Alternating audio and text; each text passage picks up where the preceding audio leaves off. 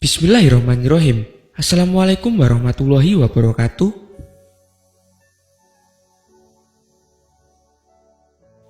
Nabi Ibrahim alaihi salam. Nabi Ibrahim alaihi salam adalah nabi ke-6 dalam sejarah Rasul Allah yang wajib diketahui umat Islam.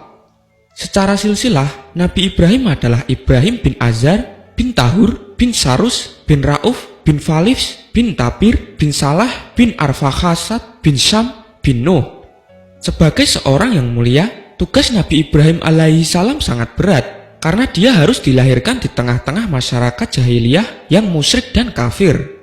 Nabi Ibrahim dilahirkan pada tahun 2295 sebelum Masehi di negeri Mausul. Sayangnya, ayah dari Nabi Ibrahim alaihissalam adalah pembuat patung berhala yang juga mempercayai bahwa patung-patung itu adalah perantara manusia kepada Sang Khalik. Ditambah lagi kaum jahiliyah di zaman Nabi Ibrahim memiliki seorang penguasa bernama Raja Namrud yang dengan sombongnya mengaku bahwa dirinya adalah Tuhan semesta alam. Anehnya banyak sekali yang percaya pada pengakuannya tersebut. Semasa kecil, Nabi Ibrahim diasingkan ke hutan di dalam sebuah goa yang mustahil akan ditemukan orang. Hal ini dilakukan dalam bentuk penyelamatan karena di zaman itu Raja Namrud mengeluarkan peraturan untuk membunuh setiap ada bayi laki-laki yang lahir. Namrud melakukan hal itu karena dirinya tidak ingin digantikan oleh siapapun di muka bumi ini sebagai penguasa.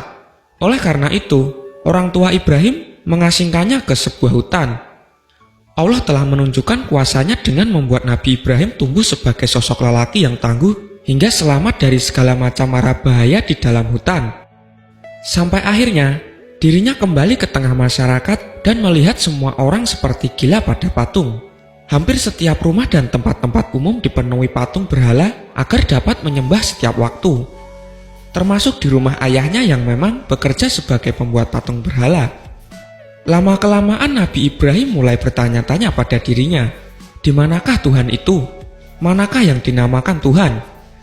Kemudian Allah pun memberikan mukjizat pada Nabi Ibrahim, yakni sebuah pemikiran cerdas, kritis, serta mengajak semua orang untuk senantiasa bertakwa kepada Allah Subhanahu wa Ta'ala dan meninggalkan berhala-berhala yang tidak penting. Berkali-kali dengan pemikiran cerdasnya, Nabi Ibrahim alaihissalam bertanya, siapakah sebenarnya Tuhan? Kemudian dia melihat bulan dan bintang di malam hari, matahari di siang hari, lalu ia berkata, mungkinkah benda-benda itu adalah Tuhan? Namun ternyata bulan dan bintang menghilang dan matahari terbenam. Lalu ia berkata lagi, aku tak akan bertuhan kepada benda-benda seperti itu. Sejak saat itu pun dia meyakini bahwa bukan berhala-berhala itu Tuhan semesta alam. Allah kemudian membisikkan sebuah perintah kepada Nabi Ibrahim untuk mengajak orang menyembah pada Allah Subhanahu wa Ta'ala. Jagat raya dan seluruh isinya serta hukum yang berlaku di dalamnya cukup kuat untuk menjadi bukti keesaan Allah dan kebatilan perbuatan orang-orang musyrikin. Nabi Ibrahim alaihissalam cenderung kepada agama tauhid dan menyatakan bahwa agama-agama lainnya adalah batal, dan dia bukanlah termasuk golongan orang-orang yang musyrik. Dia seorang yang berserah diri kepada Allah Subhanahu wa Ta'ala. Paham bahwa berhala bukanlah Tuhan, Nabi Ibrahim dengan kecerdikannya langsung merencanakan sesuatu pada Raja Namrud dan para pengikutnya.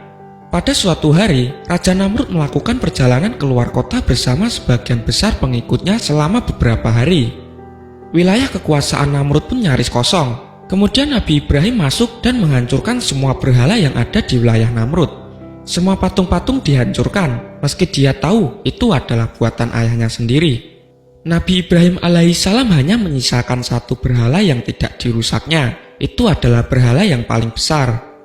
Kemudian dia meletakkan kapak yang dipakai untuk menghancurkan patung-patung lainnya di pangkuan berhala satu-satunya yang tidak dirusaknya. Setelah beberapa hari Raja Namrud mengetahui semua berhalanya rusak dan murka, dia berteriak, siapa yang melakukan semua ini di belakangku? Salah satu pengikutnya yang kebetulan tidak turut pergi bersama Namrud mengatakan bahwa ada seorang pemuda bernama Ibrahim yang melakukan itu semua. Dipanggillah Nabi Ibrahim untuk menghadap Raja Namrud. Sang raja berkata dengan geram, wahai Ibrahim, bukankah engkau yang telah menghancurkan berhala-berhala ini? Bukan, jawab Nabi Ibrahim singkat. Mendengar jawaban itu, Raja Namrud semakin geram dan berkata, lalu siapa lagi kalau bukan engkau? bukankah kau berada di sini saat kami pergi? Dan bukankah engkau membenci berhala-berhala ini?" "Ya, tapi bukan aku yang menghancurkan berhala-berhala itu. Aku pikir berhala besar itulah yang menghancurkannya. Bukankah kampaknya masih berada di lehernya?" sahut Ibrahim dengan tenang. Raja Namrud membantahnya, "Mana mungkin patung berhala dapat membuat semacam itu?" Mendengar hal itu dengan tegas Nabi Ibrahim berkata, "Kalau begitu, kenapa engkau menyembah berhala yang tidak dapat berbuat apa-apa?" Mendengar pernyataan Ibrahim, para pengikutnya tersadar Tuhan yang selama ini disembah tidak dapat melihat, mendengar, dan bergerak. Namun Raja Namrud semakin murka. Karena geram dan kesalnya Raja Namrud, akhirnya ia memerintahkan para tentaranya untuk menghukum Nabi Ibrahim dengan seberat-beratnya. Nabi Ibrahim dihukum mati dengan dibakar hidup-hidup. Api dinyalakan besar sekali dengan kayu sebagai bahan bakarnya. Sementara Nabi Ibrahim diikat dan ditempatkan di tengah-tengah tumpukan kayu. Tetapi Allah lebih berkuasa dalam segala hal. Allah belum menghendaki Nabi Ibrahim mati dan kalah oleh Raja Namrud. Menyaksikan proses pembakaran itu, Raja Namrud dan para pengikutnya tertawa dengan penuh kepuasan. Mereka mengira Nabi Ibrahim telah hancur menjadi abu bersama api itu.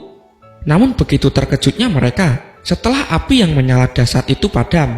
Nabi tiba-tiba berjalan keluar dari puing-puing pembakaran dengan selamat tanpa luka sedikit pun. Sejak saat itu pengikut Namrud berpaling dan menjadi umat Nabi Ibrahim untuk terus lurus ke jalan Allah Subhanahu wa Ta'ala. Nah, itu tadi kisah Nabi Ibrahim alaihissalam. Wassalamualaikum warahmatullahi wabarakatuh.